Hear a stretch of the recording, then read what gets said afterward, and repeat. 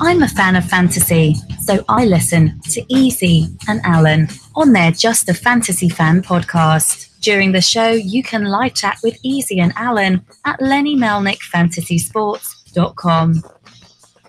Rumour has it, Lenny only swings one way, with Launch Angle. Now here's Easy and Chris Allen. That's right. It's a Wednesday night. Lenny Melnick, afantasysports.com, the Legend Sports Network. And Chris, I have the fireworks going because we have made it 50 shows. This is it. 50 shows me and you have done together. And congratulations. I'm glad you put up with me. I mean, I don't really have much of a choice. I mean, yes, you do. You know that. That's not a good answer. Everyone here knows you are the one who has the choice. No, you curmudgeon, you. I could not. There's no way I could replace you. The curmudgeon me. Yeah, but I did. We're celebrating again. 50. Right. They're in the chat room. They're saying 50. Happy. I don't know if 50 is technically an anniversary. Actually, it put us over a year. Actually, it took us over a year to get to 50. Yeah. But like I said, I don't know that when we started this, we thought we'd get to 2 shows, let alone 50. I thought 10. I think like once we got to around, it was like 10, somewhere between 10 and 20. That's where things got interesting. It took that long to get interesting. Well, because I didn't think it was going to last that long. I got you. Because there was no way that I could have ever thought that us getting picked up by the Legends Network would have been a real thing. So it's like, now we're here. Know, the only thing left to do really at this point is clearly I need to get a green screen like you've got. So that you can have fireworks? Yeah, fireworks and all sorts of stuff going on in the background. That's the next step at this point, right? Yeah, it is. I mean, technically not. I'm still working on a way where I can include you. I've just not had time. I've had one of those weeks. So one of these days, here's the problem. You know how I am anyway. Too much equipment, too much shit going on anyway. If I fiddle with one thing, then stuff screws up, and then it's time to do a show. I've seen you do that. We've been there, right? So I'm hesitant to kind of go past this point for a little bit. So we need to let this soak in. Yeah. Marinate on another 10, 20 episodes. Right. And then, I mean, I am studying, meaning I'm looking at what I need to do for the next step to include you. I just feel we should be together and be closer, and I'm going to try to make that happen. Well, that's what we need to do, because if I get a green screen, then we can be, we could be like, we're doing a show from the ball game together. I'm one of those people that thinks if we both had green screens, we could put each other's background behind each other, and it would just look like me and you switched homes. That to me would be that is the ultimate. So that is our goal. That's our goal, right? Before 100. Okay, that's all right. What we need to have for show 100. We're going to have each other's backgrounds in our own background, so people will. That's okay. All right. See, we already figured out what the plan is for the next year. That means we have to go 100 more. So that'll be fun. We have Andrea out there, Cha-Cha out there. I know Dan was there a minute ago. The Mets 360 show just ended. Those guys again. I'm starting to love the Mets. I'm gonna have to switch. I tell you that now. Everything I start listening to them for some time, I'm gonna have to be a Mets fan now, I guess. Okay. They're doing a great job. It's just it's been fun, been exciting. I don't know. I think we kind of talked anniversary. Any one memory? Nothing that other than I think you said getting on the network was kind of cool.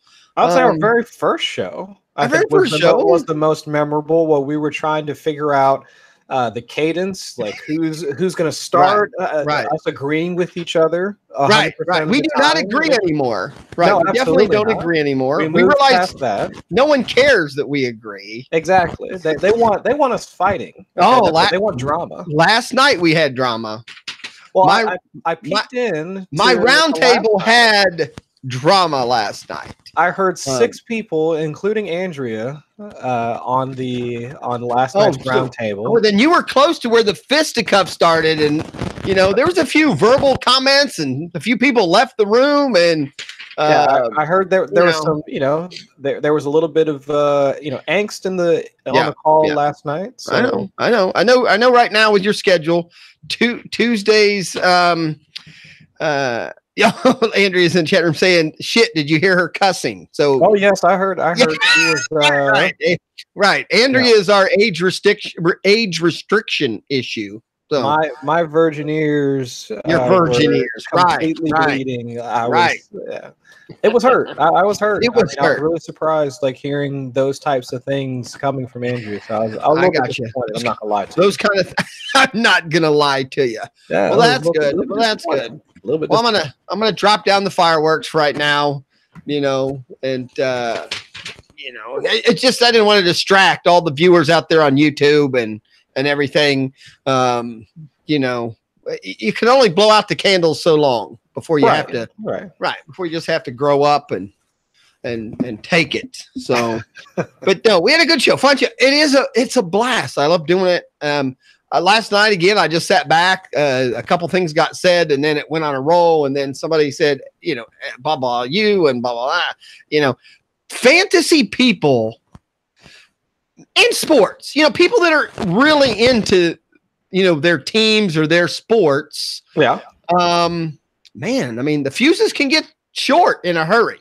Oh yeah. Which I think that's what makes sports fun, right? I mean, we've talked about that. I think it's one of the few things that can elicit that type of response from people. I mean, that's not really one of those things that we depend on, right? Because we don't depend on sports for for paying bills, or it's not part of our job or anything like that. But then once we start getting in those types of discussions, oh man, you throw some alcohol in the mix, and things really get can really get wild. I mean, so is World War III going to be over? A Yankees Red Sox game or some soccer game? I mean, is the next big world conflict going to be because of sports? Maybe that's the problem. Is that? I mean, it wouldn't surprise me. I mean, we're not all too removed from what was it? The Olympics with with the Germans not wanting to see any black people in the. I mean, we're not too far removed from that is true. From racial tensions and politics being involved in sports. We're not too far removed from that, so it's not too far of a stretch to see that coming full circle and coming back again. That's true. That's true. And then just again, people get worked up. They get, I mean. What I'm finding is, especially in these talk shows we do now, I mean, sometimes even when you talk about, it's kind of in between. The fuse is short when you're talking about their team, but it's also the opposite. The fuses can be short when you're talking about a sport they just hate, meaning they don't even like the sport. So you bring it up like, that's the worst sport in the world. I would never watch that. Blah, blah. And then they go off. It's like hysterical. I mean, yeah, you just got to sit back and listen. We talked about that. There's probably, in my opinion, there is way too much hate in sports. I mean, I think it's okay to love your team, but is hating the other team a necessity? I mean, or do you think people are more into the hate? Meaning, do sports fans get more aroused when the team they hate loses, or do they get more excited when their team wins? And I don't even necessarily mean they have to be playing each other. I don't know. I honestly don't know, because I think some people get so deep into it, it could go either way. I mean, some people could be more excited, if their team, even if their team lost, they could be more excited that some other team that they hate lost. Right. They wouldn't even care. They wouldn't even care if their team won. They just want to make sure that some other team loses. I mean, I don't think it would get this bad, but if the Patriots plane had crashed on the way to Georgia, half the country would have celebrated. I'm kind of, you know what I'm saying? But you know what I'm saying? The hatred for the Patriots during those 2 weeks of Super Bowl was, there was some true out on Twitter. There was some real hate. So yeah, there are some people that they deserve to not be on social media. They probably should not be on social media. Amen. But Right. two, they put that stuff out there, and it's just like, man, I cannot believe some people get that wrapped up into something like that, of people that you have no connection to. Like none of us, right? None of us people that are sitting there commenting on whether Tom Brady is the greatest of all time or anything like that. Tom Brady doesn't know who we are. Tom Brady doesn't care. Right. So I don't understand like why so many of us get wrapped up into getting so upset about a lot of these issues when ultimately the person that we're talking about or the team that we're talking about, we're not even remotely connected to them. I know. So what does it matter? I know. All right. So that's going to start me with my first topic. The real GOAT over the last couple of weeks took place last night. Uh-oh. At the Westminster Dog Show, the second longest running sporting event in our country, a wire fox terrier took away the championship. Best of show. That breed has taken it for the 15th time, and that's more than double the next breed. So is the wire fox terrier really the GOAT and not Tom Brady? Yeah, you have to. I mean, if we're talking about just straight up championships, then yeah, I mean that would have to take it then. Right, because and I first thought of that. I thought, when we talk championships, it's not always the same players. When you say Pittsburgh won 6 or whatever. You're talking about team dynasties from a right. Well, but that's my point. The fox terrier breed, I think you got to look at as a team. It wasn't the same dog winning every year for 15. It was just that same. It was just breed. Right. That breed has its shit together.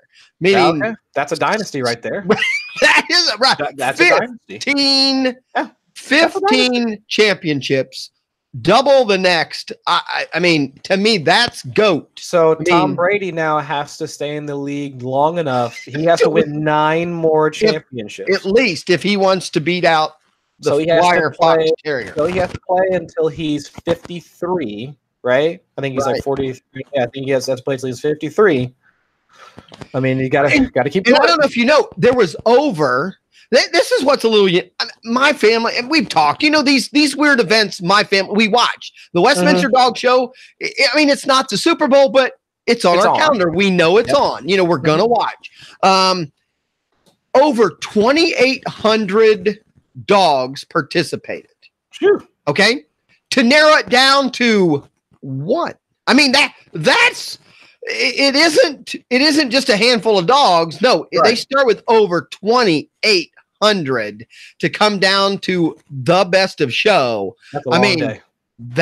It's more than a day, but that's a long day. I agree. That's a lot of terriers. Yes, that's a lot of dog hair. That's a lot of everything. Now, I don't know if we've had discussion. Are you a dog family? Do you have a dog?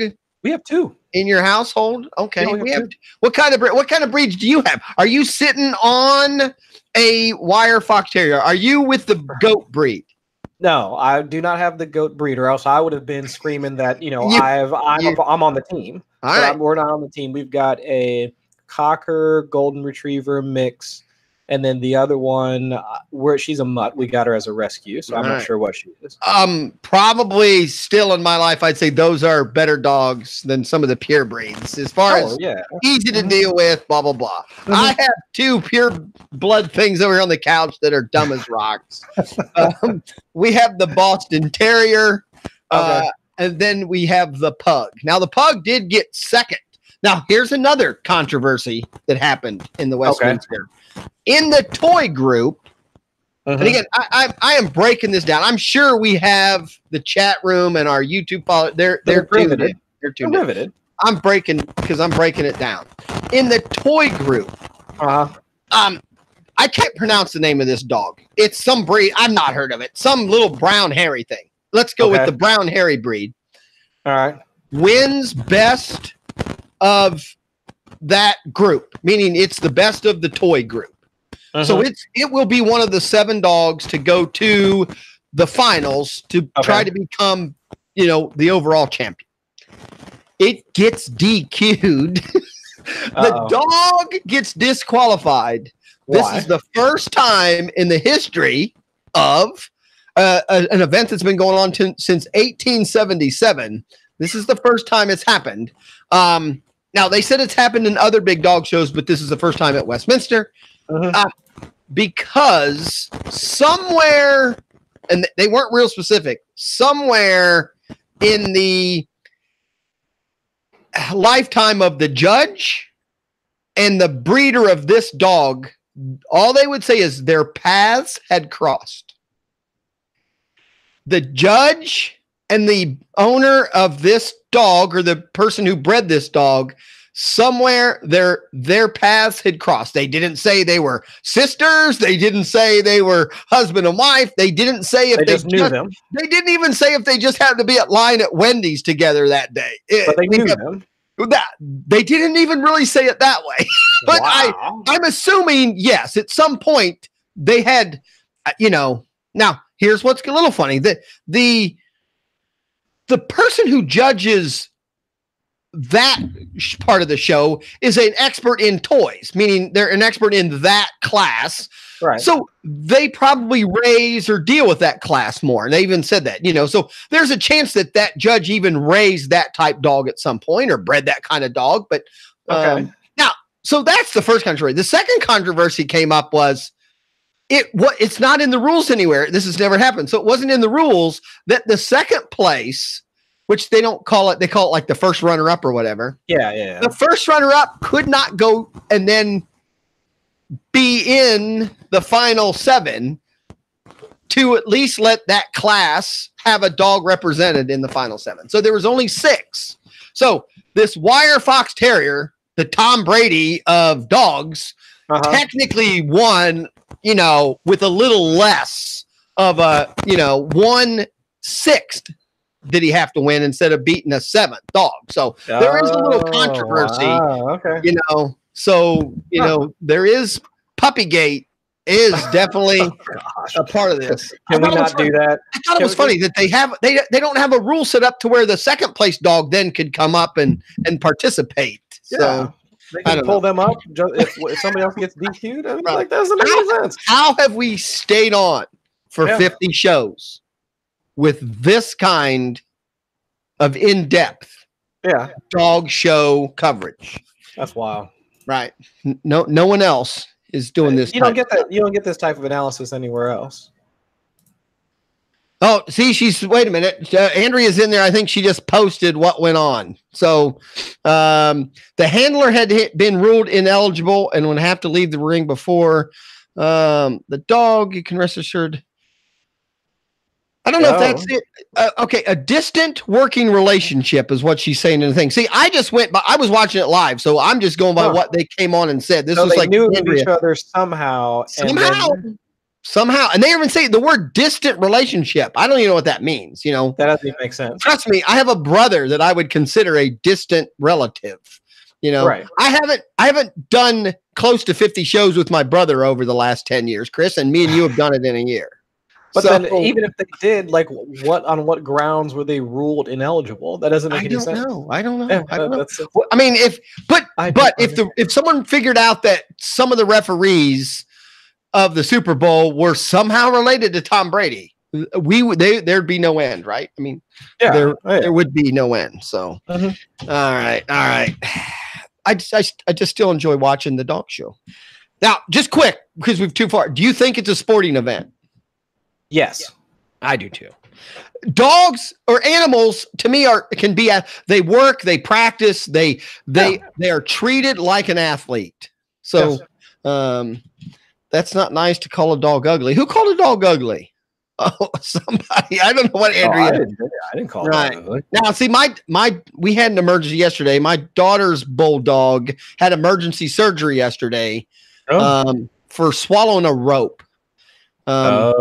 So he is home tonight. He's resting. He's doing well, but he's got stitches all the way down his belly where they had to open him up and remove a rope.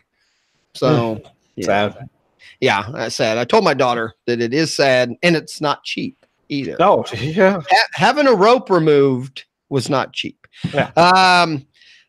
What about the hailstorm at Pebble Beach? I found that fun. Did you see the video or watch that? Yes, I heard about that. I was surprised, and there were a few people that were, I guess, wondering why there was. I guess there were some golfers that were still on the course. I think right. I mean, and it was some hail. I mean, it was terrible. It was pretty fun. I mean, they were making hail angels, which I thought was entertaining. So I don't know. It was different, and Phil came through and won that. So fun to watch. A couple big news things. Obviously, we'll get into football here before we get into our 5 not fantasy skills. I'm really looking forward to that. Right. Let's just talk because it's here. Zach Taylor. It is Taylor, right? Do I have it right? Zach Taylor. Yep. The coach of the Bengals, and I think now he's got quite a bit of his staff pulled together. You're the expert. Give me your opinion of this new head coach and the staff he's brought. Of the head coach, I mean, I'm not entirely sure. Yeah, I think we said that last week. I think we had enough to know last week. That still holds right now because we don't know what type of offense that they're going to really try and employ. Because if you try and think of the analogies between what the Rams do and their personnel, and even if they tried to implement that same scheme in Cincinnati, sure, you could say from a quarterback perspective, Jared Goff, Andy Dalton, kind of a wash. But Todd Gurley, Joe Mixon, okay, maybe that's a wash. Right. I'd give the edge to Joe Mixon, me personally. But when it comes to everything else outside of that, the offensive line, the Rams, they have one of our offensive linemen. Andrew Whitworth came from the Bengals and now plays for the Rams. So, I mean, hands down, the Rams and what they're capable of doing really runs through what that offensive line in terms of the holes and the time and the less pressure they're allowed to give the rest of the offense in order to run. So the holes that Todd Gurley runs through, the passes that Jared Goff is able to execute really comes through from how the O-line plays. And we just don't have that yet, or Cincinnati doesn't have that. So they would have to make a ton of investments in that area in order to really do that. But then also on the flip side, the Rams defense, from coordinator Wade Phillips, who's one of the best defensive coordinators in the league, and also the personnel from their corners to their safeties to their linebackers. The linebackers are pretty weak. And also the guys they have on front. They've got Sue, they've got Aaron Donald. I mean, it's ridiculous. So from a team perspective, the Rams it's much easier for them to implement that type of scheme because they have the personnel. It's going to take time. We've had that argument. I don't think it's as far off as you've said, but as far as on the offense, if we're healthy, we have a competitive offense if we're healthy. We've had that argument. Yeah. The defense to me is a little harder, but the same thing. We haven't been healthy there either. Right. I think they need to move on. They need to move on from Burfict, get rid of that contract. I don't know if Drake Kirkpatrick is going to stay. Their rookie that they signed, the cornerback they signed last year, his name escapes me. He actually showed out fairly well. So I think that there's some chance on the defense. But I think from an offensive, but then also just focusing on the offense, we really don't have a one-for-one comparison to what they can do. So if you want to try and say that John Ross is the Brandon Cooks, like the outside speedster, we don't know yet. Right. We don't know yet. Right. AJ Green is the Robert Woods, maybe can play inside, can play some outside. Don't really know. Tyler Boyd is going to be coming off injury. And he's coming off injury. Yeah. We really don't have much. We don't know how Tyler Eifert's going to look, if he's even going to be back with the team because of his contract and also injury situation. So there's a lot in flux. So I think it's just going to be time will tell. Right. I mean, I'm happy that the team and the organization as a whole made that type of move versus just going with Hugh Jackson. Right. So that's the only positive. I think the good part of this hire, because the Bengals have always done this, is the Bengals are one of those organizations that allow a coach to get their feet under them. You know, I mean, the Bengals aren't the type that they're going to fire him next year, even if they don't win a game. You know, they're not the one and done type. Yeah. So, and I think that helps. So, any other assistants that he brought on that you go, hey, that's really, really big? Nothing that really stood out. I mean, if he's going out and getting his guys, which from everything that I've read indicates that they are like handpicked and then the organization, the front office approves. So that does mean that he'll have some level of comfort putting together his staff. And that means they're all able to work together and it's not like they're going to be any sort of this, I'm doing this, you do that, and then we're just not really going to connect. Right? There's going to be no friction on from coordinators to defense, offense, and all that. So it seems like he's able to implement his staff. That means they, as a coaching staff, can then implement their scheme, and that's what they need to do anyway. Right. I agree. The other big thing that happened, I guess if we want to say today, even though technically it can't happen yet, and that's Joe Flacco being traded, I guess, is what they're calling it right at the moment. Mm-hmm. I don't know. As a fantasy thing, and I said it in the chat room earlier today, doesn't do much for me. If you're in a Flacco going to the Broncos in a 12-team, one quarterback league, doesn't mean a thing. I mean, no, I don't care. No, I don't care. I barely wonder how much I care in a 2-quarterback league. Right now, he has no one to throw to. Even they had the one rookie that had a decent couple of games. Yeah, and that's Cortland Sutton. Emmanuel Sanders, his Achilles tear. I mean, especially at his age, he's 31, 32, coming off an Achilles tear. Right. I'm not even counting him yet. You can't. Yeah. You can't count on him. Deshaun Hamilton, the other rookie that they have, he still needs to come on. So they're going to have to draft or pick up somebody in free agency. But they're going to be carrying so much in terms of contracts at the QB position, unless even if they do cut Keenum, they're carrying such a high salary just in that one position. Right. And the other issue is, now some people have said, his value goes up because technically Flacco had no value because he probably wasn't going to play at all with the Ravens. At least now he's on a team. So he has some value, but the word some is very small on this one. So I don't know that it does anything for fantasy. I'm assuming this tells me that Denver is probably going to draft another quarterback. I mean, Elway has not done well at drafting quarterbacks. He has a type. He goes for type. It's not going to work. Yeah, he goes for quarterbacks that are like him. Yeah. He's looking for those tall pocket passing quarterbacks. That's what he saw in Paxton Lynch. That's what he saw in Brock Osweiler. I mean, he has a type. I know. I mean, every quarterback that he's drafted and or traded for has been like 6'6" or taller. I know. So, I mean, okay. And it's really no secret that he wants to draft the rookie that's coming out, Drew Lock. I mean, that's the worst kept secret of all the teams now as they're evaluating this rookie class, that he likes Drew Lock. Right. I agree. I mean, I don't know again, which is, and I brought it up earlier today on a show, Antonio Brown to Denver, I think would be interesting. I'm just saying, they need a wide receiver. They now have somebody who can throw the ball a long way, kinda, or maybe he used to. I'm not sure what he can do now, but I mean, they don't have any wide receivers. Antonio Brown. I know there's a lot of rumors also today about him going to the 49ers. Sure.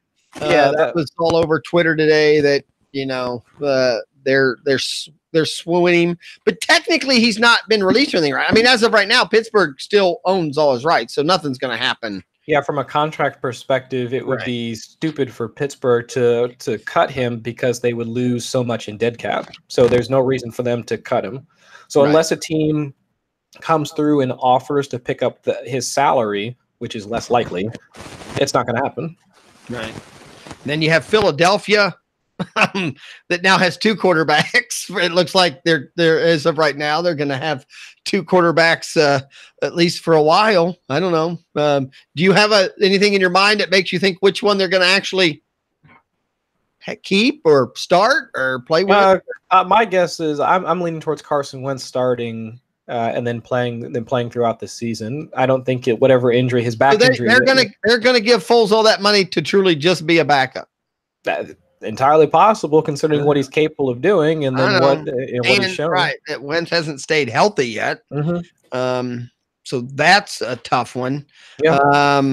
Again, we already talked a little bit about Miami's coach. Just really nothing. I'm not that excited. They need players. They need players. A coach right now is not an issue.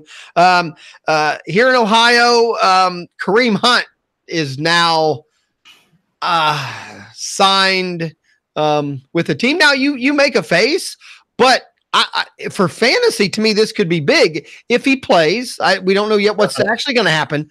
But the problem is there's a lot of people, a lot of keepers, a lot of things going on with their other running back. So if anything, to me, Kareem Hunt hurts someone else's value. I don't think this really helps his much, other than as a as a, I can't say we're a backup or, that type thing. But you also have to remember, I mean, he played college up in that area. I think if there's a team that's going to accept him without any, much being done or said, it was going to be Cleveland. I mean, he's, like I said, that's where he went to school, went to college. I don't know. I don't think it's a terrible fit, and I'm not even sure what's going to happen to him. I think there's still a chance, from what I understand, that he could be eligible to play first game of the season. I don't know. I guess, really, we don't know. I know. We don't know for sure. The odds are he's probably at least going to sit out 4 games, I would say, maybe 6. I'm guessing in my mind that's probably in the area what's going to happen, but it won't be resolved for a while. And then, so there is a chance, he could play, but it's just win and all that. But then also you have to, I see him more as an insurance policy. Right. A handcuff. To Nick for Nick Chubb from a team's perspective. Yeah. From a fantasy perspective, we would call him a handcuff. From the team's perspective, it's an insurance policy to say that. But again, if he gets suspended, or if he gets suspended for 4 games, 6 games, 10 games, or whatever, either way, the team has a way to keep him off the books and fresh. Right. And then if they do happen to fall into some sort of playoff race, let's say Pittsburgh doesn't do well, Antonio Brown actually leaves the Steelers, the Ravens are trying to come up with Lamar Jackson, Cincinnati is just Cincinnati. So there's there's a real chance that they could wind up in the playoffs. So that would be great for that team to walk into the playoffs having not just Nick Chubb, but also Kareem Hunt at their disposal, and a fresh Kareem Hunt. I would agree with that. Now, that being said, in my mind right now, I believe if he is suspended for 4 games or less, Chubb's draft value has to come down a little bit. Because Kareem Hunt has proven he's a capable player. So let's say, if he's able to start week 1, not start, but eligible week 1, Chubb has to come down a little bit. I mean, there's a chance they're going to give Kareem Hunt the ball 10 times a game to keep Chubb healthy. I mean, and you still have Duke Johnson there too. I mean, I don't know. Right now, that's a backfield I'd have trouble drafting. I've heard people think Chubb will be a first-round draft pick. Maybe. Not anymore. I would agree. I would have put him, I'd had trouble in the first round anyway, but late first round, early second round, I would say that goes away, especially if Kareem Hunt is eligible from the get-go. So right. Yeah. I think that's fair. I think the one that really gets hurt out of this is Duke Johnson. And I've already, from my conversations, the way that it makes the most sense to me is send Duke Johnson to Philly, have him replace Darren Sproles and be done with it. I mean, he's not getting used as a receiver. Duke Johnson will catch a ball better than either of the other running backs. So I mean, but they don't deploy him that way yet. They haven't yet. I'm just saying, Duke Johnson could be a wide receiver. So I mean, I believe that too. He can catch. He's asked to be converted to a wide receiver, and the team said no. Okay, but he's capable. Yeah, absolutely, he's capable. But I mean, if the team wants to keep Kareem Hunt and then do this dance with him and Nick Chubb, then just send Duke to. I mean, and that's completely flipping conferences. So there's really no.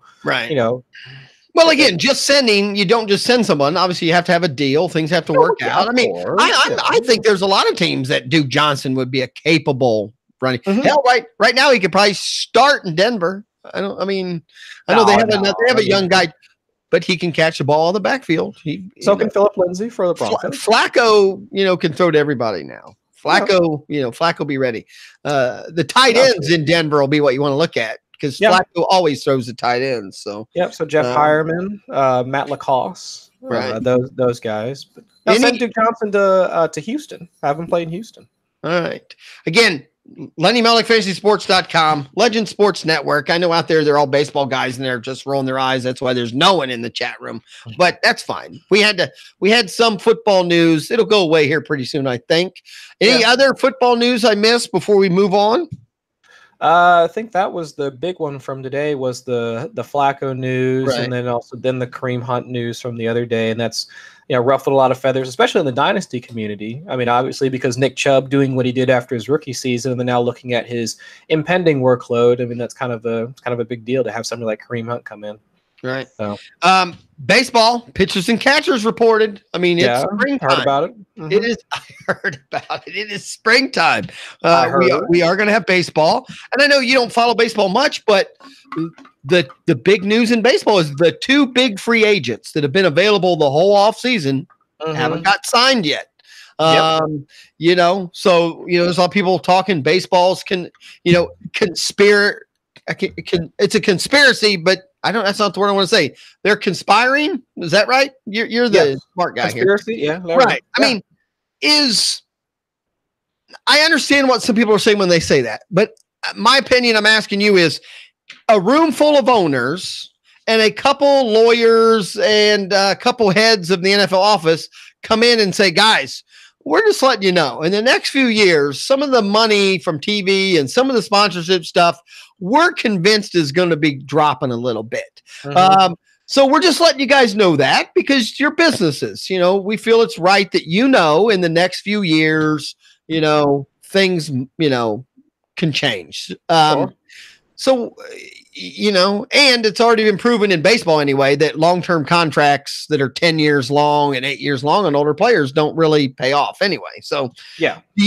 Do you, if it's football or baseball, do you see that as a conspiracy when, owners get together and just say, hey guys, things are going to change in a few years. We got to start preparing, or should they just still be giving the same amount of money to somebody because last year they gave them that money? I mean, I see it as a businessman, meaning you're a league. You're trying to stay viable. You're trying to stay healthy. So, if in the next few years, things are going to change, you can't be signing, $300 million 15-year deals. So I don't consider it conspiracy, but in the baseball world, a lot of people are. Your opinion? At least from the way that you're describing it, if the owners are provided access to financial information that the players aren't, then that would be, because if I'm a player expecting this type of contract, but the team is coming in saying no and not providing any real reason as to why I'm not getting that contract anymore, then that seems somewhat conspiratorial.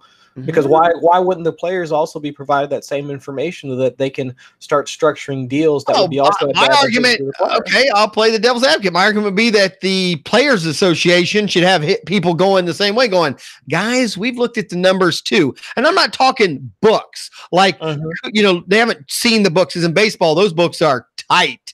But at the same time, they can look at TV numbers. They can look at things. They can look at, you can only have so many insurance people selling you insurance or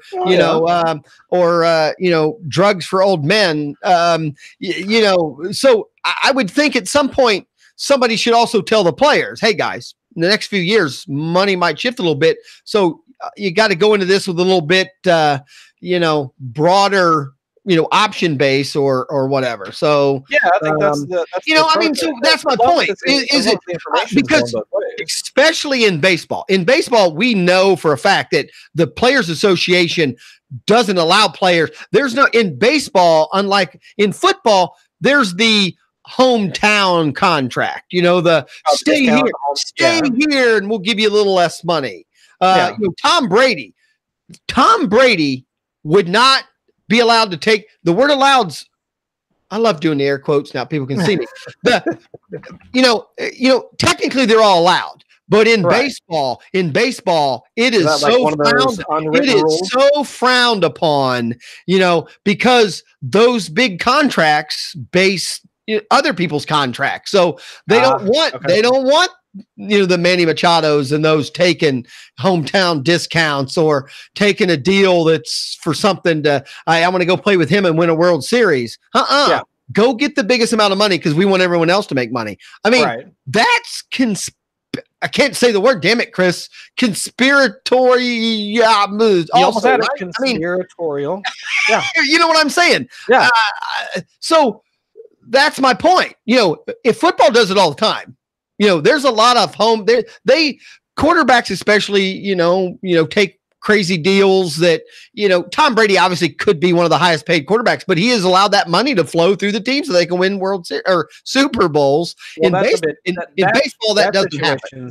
That situation's different though for the Patriots, because the Patriots have already identified a weakness or a flaw in the system, in that as long as you have a good quarterback, and a good quarterback that's that's willing to let money go to the more important positions like offensive linemen and defensive linemen and all that, and allowed to be built around him, then that's fine. But that's why my thought is you'll never see quarterbacks with large contracts like Kirk Cousins and the like make it to the Super Bowl, because the Patriots have already figured out that, we can't pay Tom Brady hundreds of millions of dollars and then also expect the rest of the team to function. And Tom Brady is willing to do that, like I said. But he recognizes that's what'll get you. The NFL's Player Association isn't near as tight as baseball's. I mean, baseball would tell them, no, you can't do that. Yeah, NFL is very much about for the players, it's just get your money and then get on out. As once you're done playing, then get in, get your money, and get out. But Tom Brady and the Patriots recognize that we can't pay you this much money, but here's what you can do, or here's what we can do with that money. We can get you 6 Super Bowl rings. Right. So I'll take that all day. I know. All right. Again, running out of time, like always, because we spent so much valuable time on our celebration.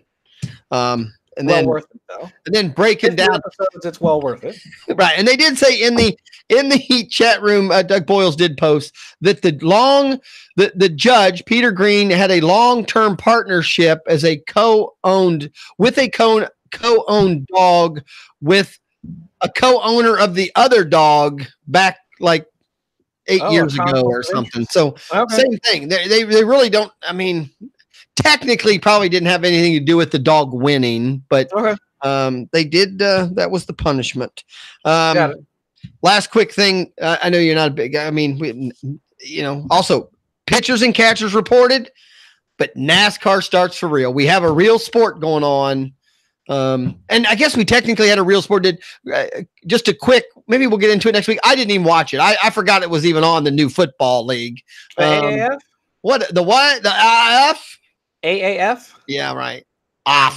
Awful. I didn't watch it. I don't know. I have no opinion. So, I didn't even know it was on until on Twitter. I saw a few people. I saw some plays, and I went, "What's that game from?" And I was, "Oh shoot, that was on tonight." But yeah. Then I was watching the Grammys. I'm a Grammy guy, so I had to watch my Grammys.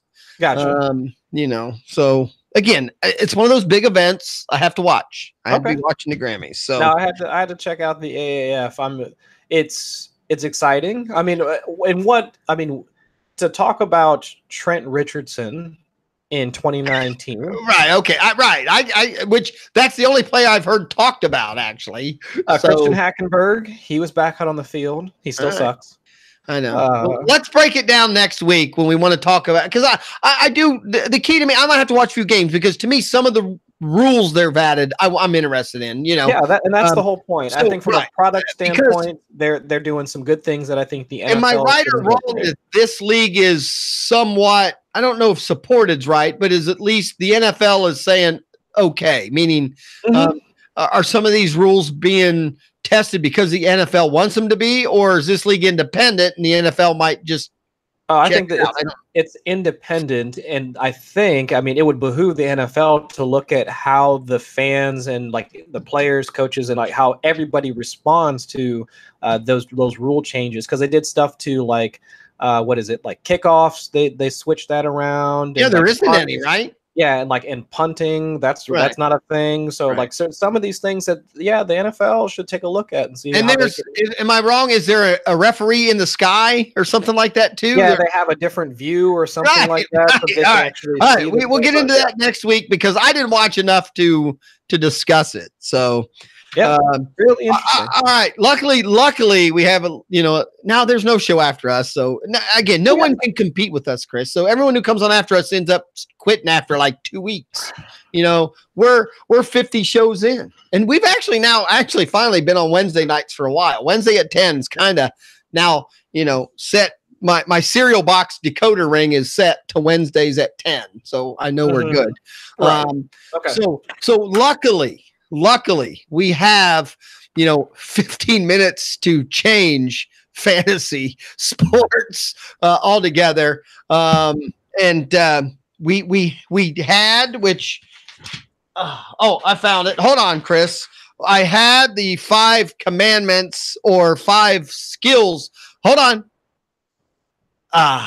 There it is. I have the smoldering burning bush behind me.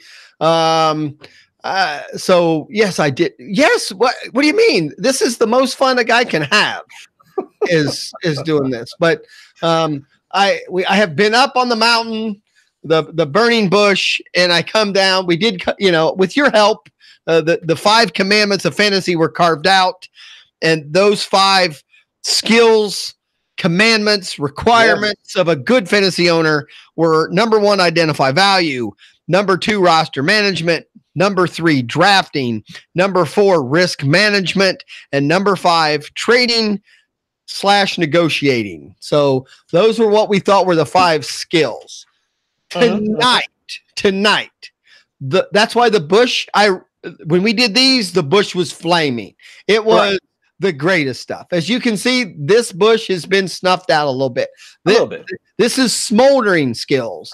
These are the 5 not fantasy skills, the 5 uncommandments, the 5 things that some people might waste too much time on that probably really doesn't even help them in fantasy. And so that's what we're looking at tonight. I'll be curious if we can come up with 5, but we are going to attempt. We're here. We're here to do. Yeah, we're here for. We're here for the people. Right.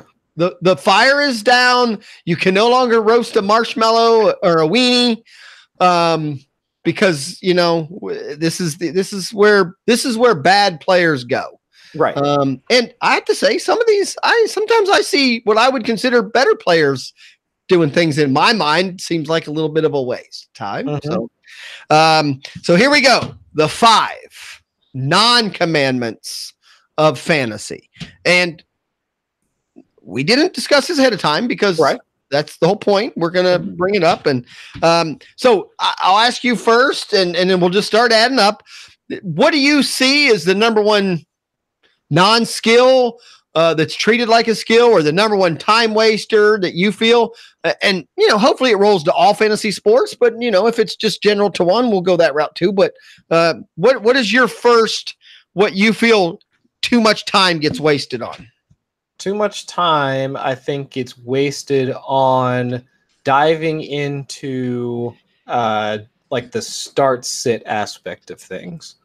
I think a lot of that, like looking down at a lens of this one game against this one defense, cornerback, wide receiver matchups, and all that. I think too much gets put into that. I can see what you're saying.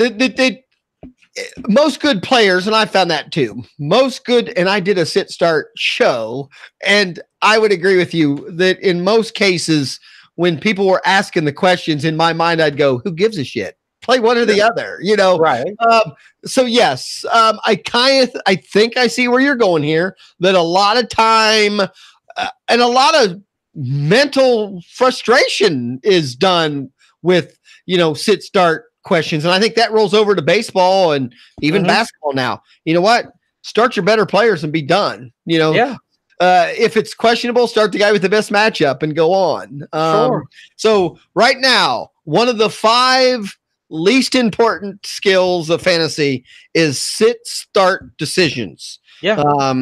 And that's where you're going to go. All right. Yeah. All right. I mean, you've got AJ Green. Start him. Right.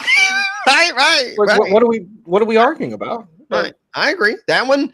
I mean, and that's my point. And when it even is 2 equal players, pick one. Just pick one. Yeah.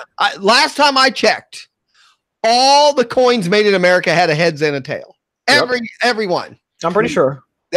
Right. So we won't put them in order yet because we don't, like I said, we don't know where we're going. I'm going to throw this one out there, and this might be the controversy one. I personally feel too many people waste way too much time on prospects we could add rookies into that a little bit, more with football.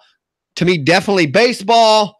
I see people spend months and months. Now, I understand if that's your passion. If your passion is looking at young players and seeing, their arm speed or seeing their footwork as a lineman, if that's your pleasure, that's fine. Mm-hmm. But I feel for fantasy purposes, you do not need to be a player evaluator. You do not need to know, who ran a 4.6 or a 4.15 or a 4.0 whatever at the combine.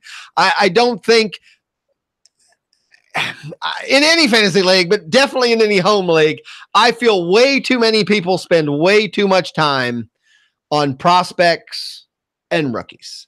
No, I would wholeheartedly agree with you on that. I mean, unless it's Dynasty, and that's completely separate. Sure, that's a different game. That's completely separate.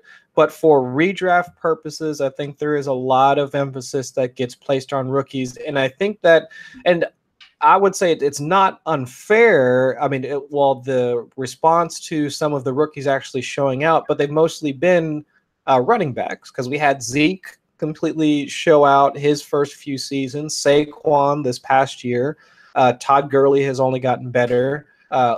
Odell his first couple of years. So there's been a lot of emphasis placed on rookies because people have this fear of missing out. Right. I'm the opposite. I'm we've had that conversation. I hope you all get them. I mean, again, I even struggle with the second year guys personally. Right. So, I don't know. Wait till it's 3-4 years. They're established. Let me know what their value is, because everybody wanted to get in on what's the recent one, Juju Smith-Schuster. Yeah.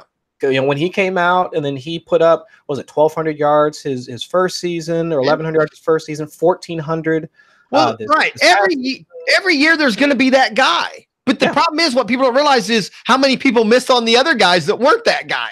Exactly. That's the problem. Yeah, so trying to identify who the next Juju Smith-Schuster is going to be. Right. Your guess is as good as mine. And again, in baseball, it's just as bad. Now here's where I'm the opposite. I do not worry about rookies and all that at the top of the draft.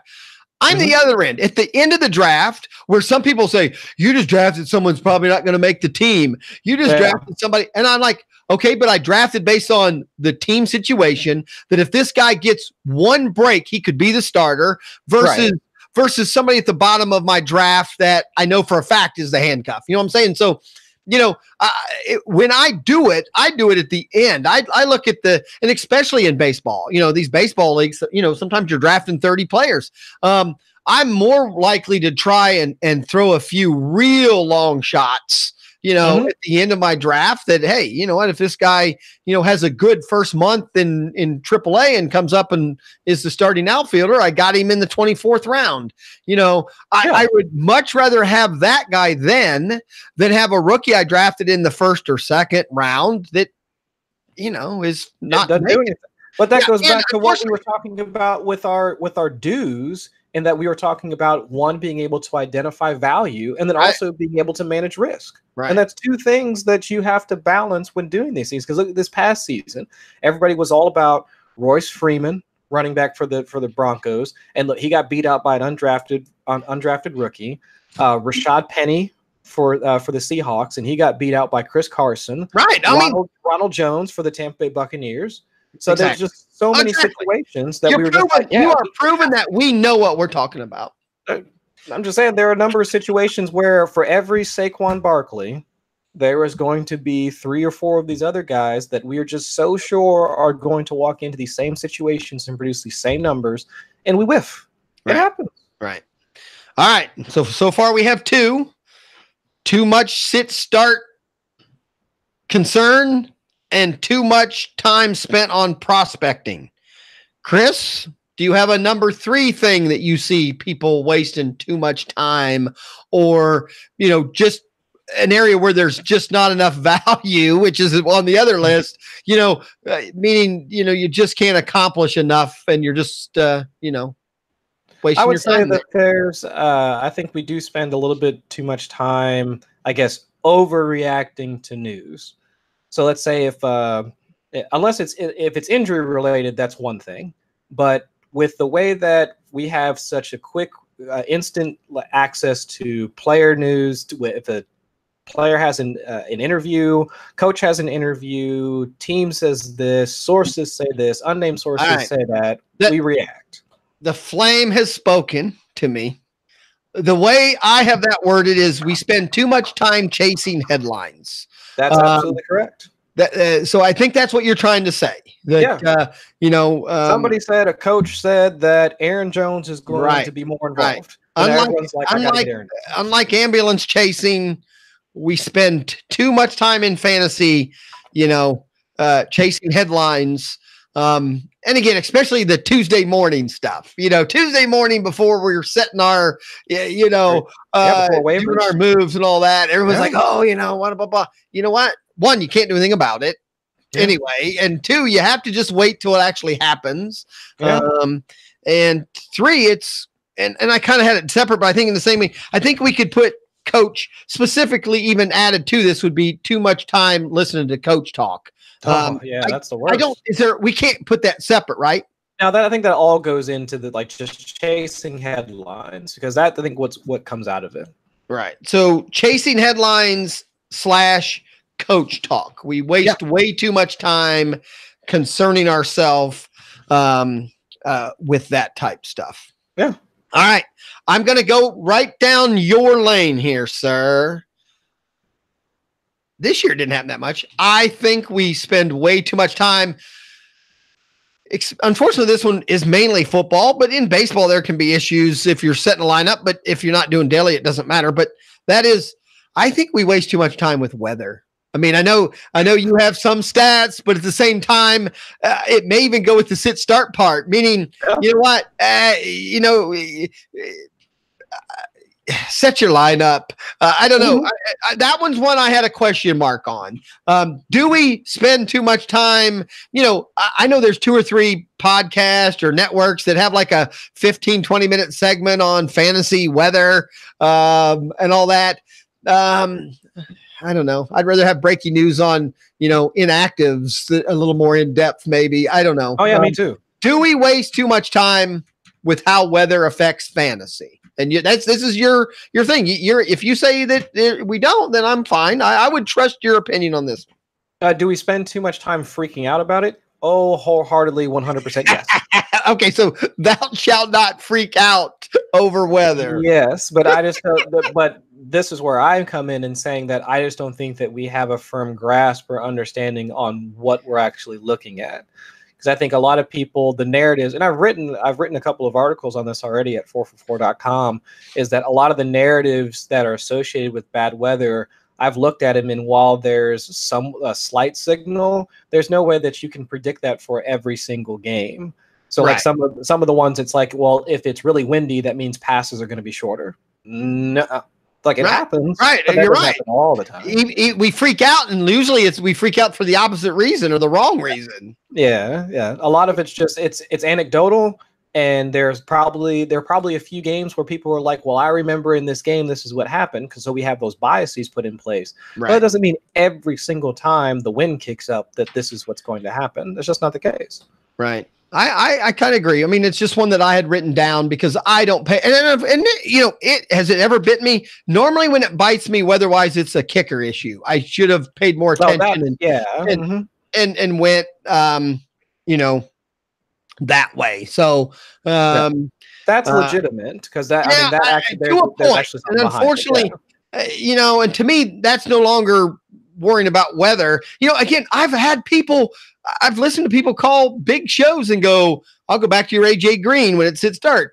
I have AJ Green and it's supposed to downpour in Cincinnati. Should I sit him and instead play, some third, string guy on some other team? And you're like, no, I mean, you put him in, end of story. So it's like, I'm not going to sit AJ Green for like John Brown. Like I'm not doing that. Right. All right. We have 4. We can do more than 5 and then kind of maybe pin some of these in the, together maybe. Is there, I mean, like I said, we're coming down to the last few. Do you have anything else that you had already written down or thought about? I would say the last thing that I think we spend too much time on are just these one game samples. So we go for one day. I think it's building off of what we talked about, overreacting to headlines. But let's say, what was it? After it was the Chicago versus Tampa Bay game. I want to say this was like week 6 or something like that. And that's when Mitch Trubisky, I think he passed for like 6 touchdowns or 4, 5, 6 touchdowns, something like that. So then immediately after that, it was everybody has to go get Mitch Trubisky. He's going to be the next best thing or whatever. And he really didn't post another QB1 game for like the rest of the season. So we overreact to these single games without really taking into context what's actually happening. Tampa Bay has a horrible defense. So that's probably a product of what was going on. Right. So I think we overreact to these single game samples and then try and project that forward as to what we expect to happen. I agree with that, and we again, if we come up with another one or two, I think we could somehow reword and pigeonhole that into headlines. Instead of headlines, change it to like you said, week to week. We spend too much time chasing weekly information or stats. Yeah. Instead of the long thing, because another one that I had that I find, especially early in the season, and I'm even go, with baseball on this. I think before the season starts and even afterwards to a little bit.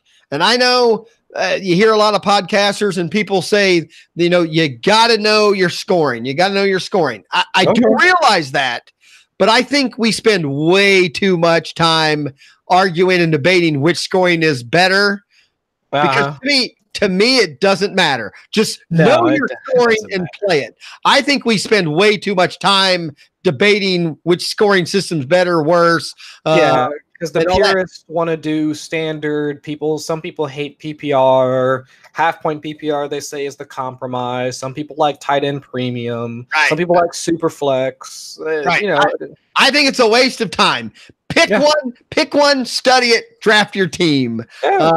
I play in all of them. Right. Points per first down. Right. I mean, all that. I think it's important that you know them, but I don't think it's really near as important as far as how much time podcasters and network shows spend talking about it. People argue about on Twitter all the time about how points PPR is just one of the worst scoring formats in fantasy football. Right. And they get into actual arguments.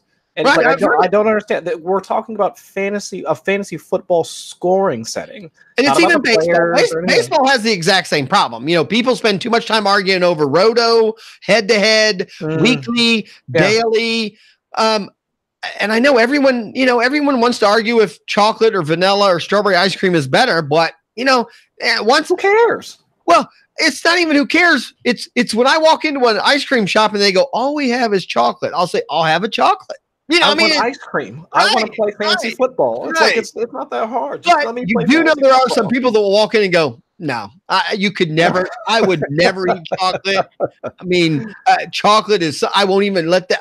The fact I just smelled it walking in here, I'm probably not gonna. I mean, so that was one I had written down, that we spend too much time. That's concerned about scoring. 100% fair. Then we actually do. To me, if the effort was put more into preparing for that scoring than it was arguing over that scoring, you'd be fine with it. Yeah. And I don't know how we could fit that into one of these other categories. If we were going to try to do that, I just don't. That doesn't mean there's no way to do that. Where small sample size, somehow I think we could pigeonhole that into weekly headlines is kind of what we're freaking out about, and that could be coach speak. I think we can kind of funnel all that in together. Is there any other one that you could come up with that maybe we spend too much time, or that you think or see or hear people talking and discussing? No, I think you got it.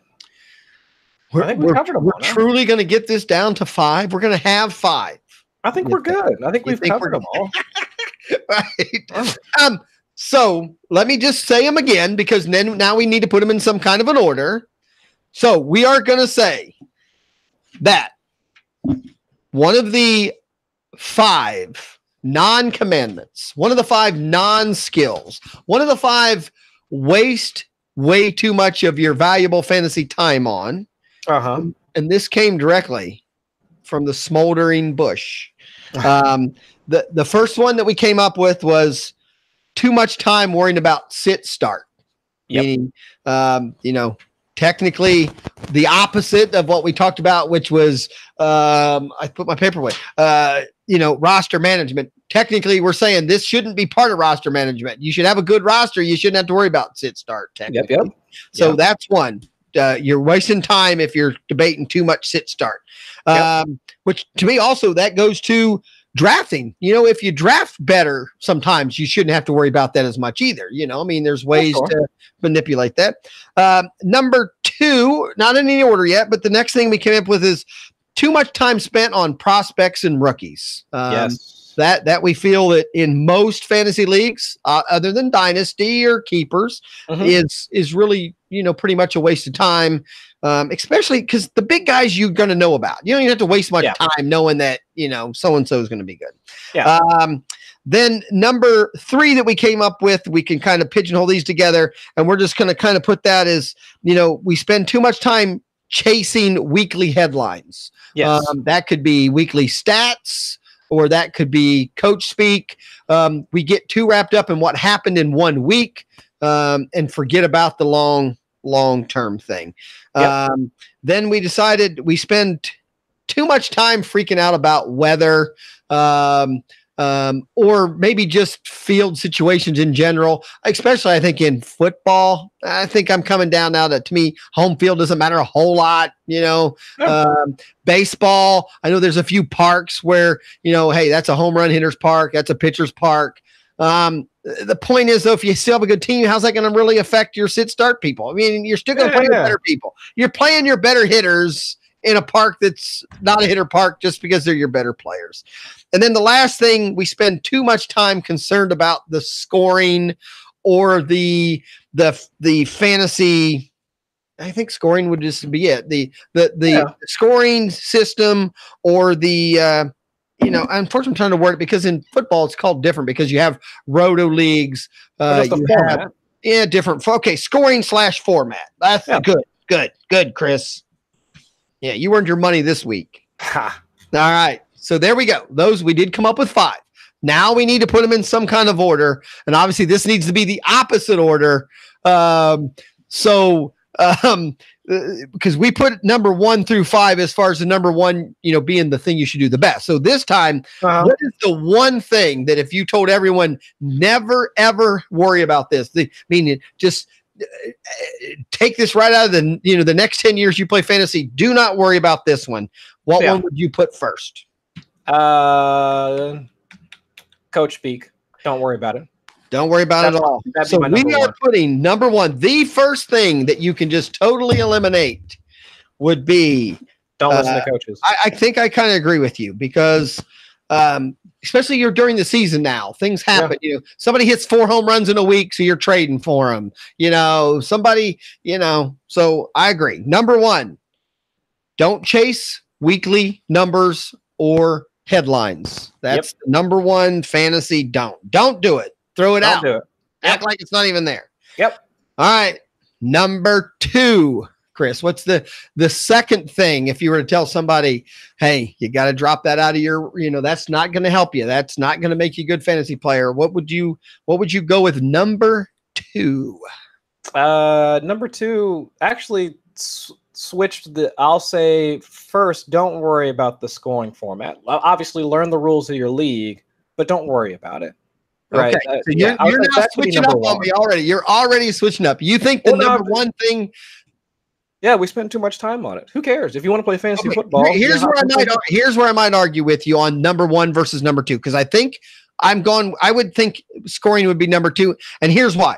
Okay. Chasing weekly things can kill you all season long. That's fair.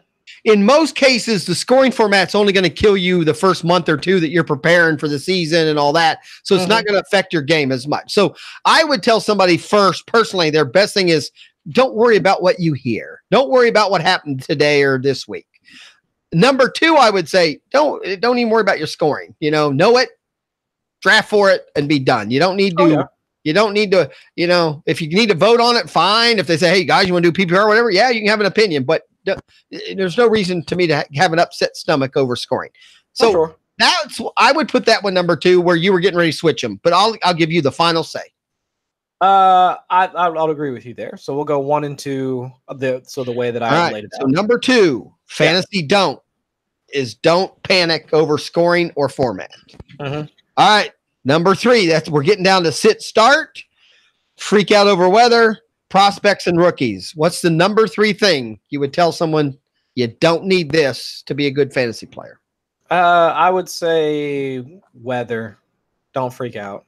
All right. I think these are all pretty close. I think we were easier getting to 1 through 5 on the other one. Yeah. I would agree. It's just not worth worrying about. Weather/field issues, number 3. Don't freak out over weather. You don't need to mess with it. Weather's just irrelevant most of the time. Right. All right. That gets us down to sit-start decisions you don't need to worry about, or prospects and rookies? Prospects and rookies. We are on target there. Yeah, that would be my next one. Yeah, and then that means our number 5 fantasy time waster or fantasy just doesn't matter as much as you spend time doing would be sit start decisions. Yep. Okay. So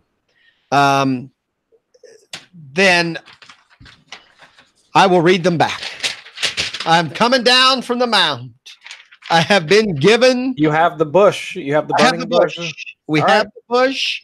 The fire's dwindling because the fantasy god doesn't care anymore. He gave you the 5 things and said, do this. And I will go over the commandments one more time because those are still the most important. Here we go. The 5 fantasy commandments. Number 1, identifying value. Number 2, roster management. Number 3, drafting. Number 4, risk management. Number 5, fantasy skill or commandment, trading and negotiations. Now the opposite, the time wasters, the 5 uncommandments. The 5 things that you shouldn't let you shouldn't have a stomach ache over these things. You shouldn't let these things keep you from playing fantasy football or baseball. These all work with all the sports. Yeah, they do. The number 1 thing to get out of here, you don't need it, doesn't matter, and that is weekly numbers or headlines. They don't mean anything. Don't worry about them. That's our number 1 thing. You're wasting your time. Move on. Work a deal. Work a trade. Do something else. Gotcha. Number 2, don't worry or concern yourself very much with scoring or format. Learn it. Know what it is. Draft for it. But it's still the sport doesn't change. You got to pick out players that meet your scoring. They're all good. They're all bad. I mean, there isn't. You're right. I have seen big arguments over it. I will never play in a roto league ever. I would never play head to head. That's football is so easy because it's all head to head. Numbers. It's all about numbers. Yeah, I don't understand that. Yeah, I don't get it. All right. Number 3, freaking out over weather or field situations, meaning home field, that kind of thing. What kind of field? Turf. I've even heard that. People will spend all week talking about, they're going to score a lot more points because this is on turf. Yeah. Wasting your time. Wasting your time. Too. Yeah, wasting your time. Number 4, don't waste a lot of time on rookies and prospects. You know what? You don't need to. The average player doesn't need to study them. The average player doesn't need to concern himself. If it's a standard redraft league, baseball, the same thing. You know what? I mean, the top guys you're going to hear about, my argument would be you don't even need to draft a lot of them. You're going to get burnt more than you don't. Don't be sucking in on that new candy. You walk into the 7-Eleven, and you got your only quarter and you see this new fancy candy bar wrapper and you're like, that I am spending my only quarter on that. I want that, Dad. You sit in the back seat of the car. You're down the road. It's the only thing between you and dying that day is that candy bar, and you open it up and it's got coconut in it. And you're like, damn it. I wasted my only quarter on chocolate and coconut.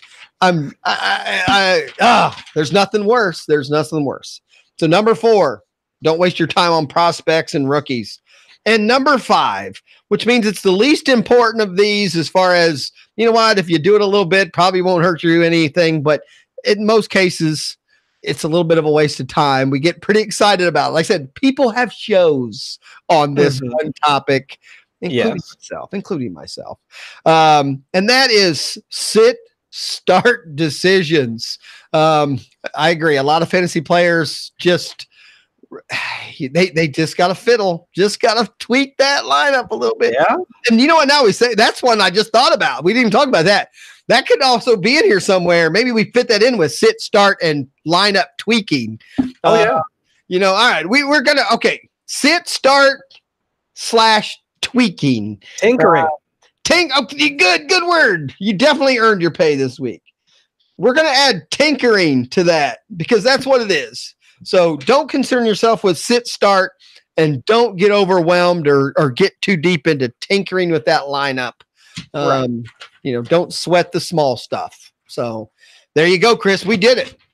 Fantasy is now done. We have spoken. No, the bush. The bush has spoken. The fantasy god's bush on the mountain. He gave us these 10 commandments, 5 good, 5 bad. We have solved every fantasy problem there is. So 50 shows and we're done. We have solved every single problem. All right. I will get those chiseled into the stone.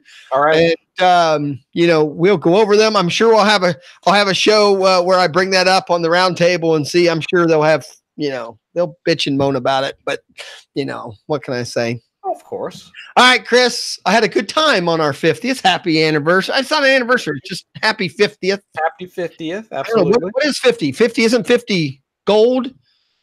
I forget. I think it is gold. I know. I think if you're married long enough, I think 25 is silver, and 50th anniversary is gold. I'm almost positive. I think. Okay. I don't know. I just keep telling Mrs. Easy that it's paper bag. Whatever year this is, it's paper bag. That's all. I'm just trying. So I'll go back to the bush is out. There we go. The bush is burnt out. We're done. We've had a good time. Chris, I know you're on hiatus, but I don't know, you're at least out there twittering once in a while, tweeting, whatever that's called. We're in the background mostly right now. Do you have any shows going on right now but this one? My other podcast, the Dynasty Owner's Manual podcast, like that one started back up. So with the Combine coming here in a couple of weeks and then the draft in April, we've got some shows already lined up to talk with some folks. And much more like NFL Dynasty focused. But yeah, we've been doing shows every week. Sunday, I think. I'm trying to think. Saturday or Sunday, Lenny's network put out a new show, and it's Dynasty 101. So it's a Dynasty football show, and they had their first show. Their first show went pretty long. They did a full in-depth of what Dynasty is, and then supposedly now they're going to get into individual topics and things. So that's all. I mean, it's deep. I mean, there's a lot of things, not always you can go with it. I know. I just can't get sold on it yet. Back to don't get tied into your format. I just don't get into it. So it's a lot. It really is. And I'm still learning the ropes. So there you go. All right. Again, Lenny Melnick, Fantasy Sports, Legend Sports Network. This has been a Fantasy Fan Sportscast. We'll never have another 50th, Chris. This was it. Oh wait, I guess we should have another 50th. We should go out. Well, that's true. I guess technically we'll have another 50 because we already said for the next 50. What did we say? I forgot to write down. What are we doing on the next when we get to 100? By the time we get to 100, we'll have our own green screen. Okay, that's right. Okay, right. And green, the background. We're gonna swap green screen background. We're okay. All right, green screen. I need to write that down or I'll forget. We will switch backgrounds. That's our goal. We got 25 shows to make that happen. We will. Right. Gives us something to work on. So, all right, Chris, thanks for coming and putting up. But we didn't do bad. An hour and 20 minutes. We only wasted a bunch on the Westminster and a few other things, but we had a good time. We had fun. That's right. That's all that matters. We had fun. And I always get yelled at, Cha-Cha. No one's been in the chat room for like an hour. They don't care about us tonight. But you know, that's okay. Everything I say, you know, biggest thing, easy shows are too long. But I don't care. That's what we do. Hit the fast forward button. I don't care. Exactly. Right. Listen to us on 2x speed. It'll be over real quick. I sound bad on 2x speed. Yeah, so do I. Yeah. So do I. All right, Chris, say goodnight. Good night, folks.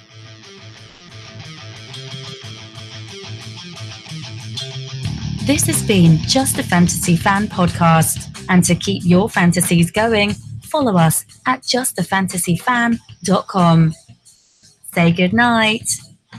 Good night.